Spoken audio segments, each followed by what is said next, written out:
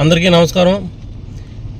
ఈరోజు ఈ mega parents day కార్యక్రమానికి ముఖ్యంగా టీచర్స్కు అలాగే ఎస్ఎంసీ చైర్మన్లకు పిల్లల యొక్క తల్లిదండ్రులకు అందరికి కూడా నా నమస్కారాలు తెలియజేసుకుంటూ పిల్లలందరికీ కూడా నా ఆశీస్సులు ఉంటాయి।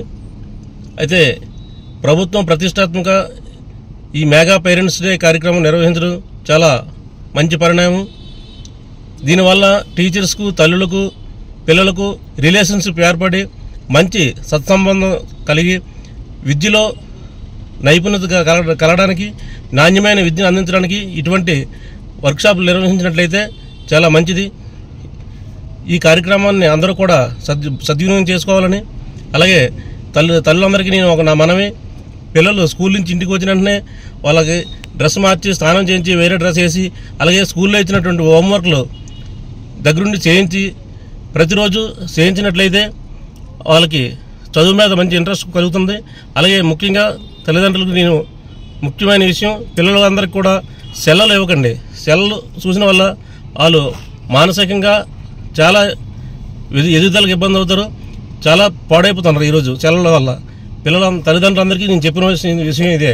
అలాగే టీచర్స్ కూడా పిల్లల మీద దీని మీద వాళ్ళకైతే నైపుణ్యం ఉందో దాని గురించి మీరు తెలుసుకొని ఆ విధమైన తర్ఫీదులకు ఇచ్చినట్లయితే మంచి పౌరులుగా తీర్చిదిద్దుతారు।